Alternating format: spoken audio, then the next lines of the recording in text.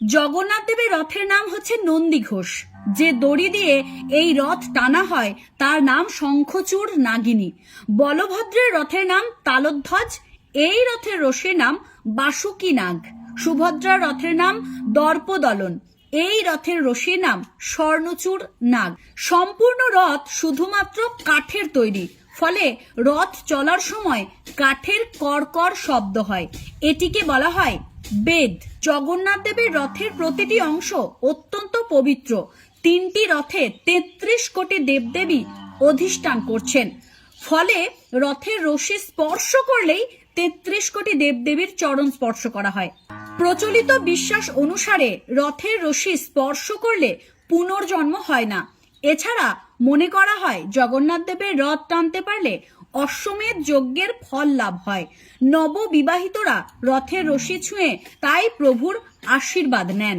রথযাত্রায় তথা বছরের এই দিনে প্রভু জগন্নাথ তার ভাই ও ভগ্নীর সঙ্গে মাসির বাড়ি বা গুন্ডিচা মন্দিরে বাস করতে যান।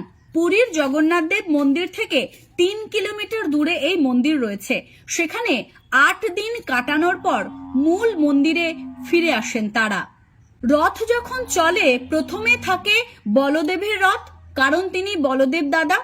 আবার জগৎগুরু তত্ত্ব, তিনিই তো নিত্যানন্দ। সবার জীবনে আগে গুরু কৃপা আসতে হয়। তারপর চলে সুভদ্রার রথ। সুভদ্রা হলো ভক্তি তত্ত্ব।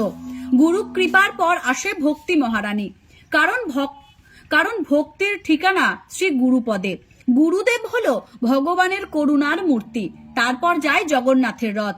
প্রথমে গুরুদেব, তারপর ভক্তি, আর তারপর ভগবান জগন্নাথ। জগন্নাথের রথের নাম নন্দী ঘোষ বা কপিধ্বজ। এই রথের 16টি চাকা। রথের রং পীত। 16 চাকা মানে 10 ইন্দ্রিয় আর ষড়রিপু যা থাকে ভগবানের নিচে। জগন্নাথ প্রতি বছর নবরথে ওঠেন। নব মানে নতুন, আবার নব মানে নববিধা ভক্তি, মানে ভক্তির রথে জগন্নাথ ওঠে। ভক্তি দিয়ে গড়া রথ। রথের দড়ি বা রশি হলো বাসুকী, সেজন্য বলা হয় রথের দড়ি ধরলে পুণ্য হয়। মূলত বাসুকীর কৃপা লাভ হয়। পুরীর রথ চলার সময় রাস্তায় চাকার 3টি দাগ পড়ে, তা হলো গঙ্গা, যমুনা এবং সরস্বতী।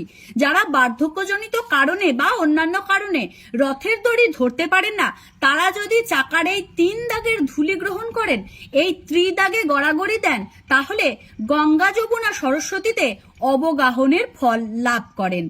দেবতাদের দ্বারা প্রদত্ত সুভদ্রা দেবীর রথের নাম দর্পদলন বা পদ্মধ্বজ। রথের উচ্চতা 31 হাত। এই রথে 12টি চাকা আছে। এর অর্থ ভজনের সময় 12 মাস প্রতিদিন ভক্তি অঙ্গ যাজন করতে হবে। পুরীর রথের 42টি চাকা, বলদেবের রথের 14টি চাকা, জগন্নাথের রথের 16টি চাকা এবং সুভদ্রার রথের 12টি চাকা। 206টি কাঠ দিয়ে জগন্নাথের রথ তৈরি হয়। ঠিক আমাদের দেহেও 206টি হাড় রয়েছে। রথের দর্শনে শ্রী চৈতন্য মহাপ্রভু নৃত্য করছেন। অপলোকে নয়নে দর্শন করছেন জগন্নাথ। রথ চলতে চলতে মাঝে মাঝে থেমে যায়। এর কারণ রাধা ভাবে বিভোর মহাপ্রভুকে ভালো করে দেখার জন্য রথ একটু থামে আবার চলে। অনেক ভক্তের মাঝে মহাপ্রভুকে না দেখে জগন্নাথ থেমে যায়। রথ অপ্রকৃতি কারণ, তা প্রভু জগন্নাথের ইচ্ছা শক্তিতে রথ চলে। আজও রথে অচল জগন্নাথকে দেখে রাধা ভাবে বিভোর মহাপ্রভু আনন্দে নেচে নেচে যায়। বলভদ্রের রথের নাম হলো তালধ্বজ বা হলধ্বজ। 14টি চাকা আছে এই রথে। 14টি চাকা মানে 14টি ভুবন। বলভদ্র হলো গুরুতত্ত্ব। গুরুতত্ত্বের অধীন 14টি ভুবন।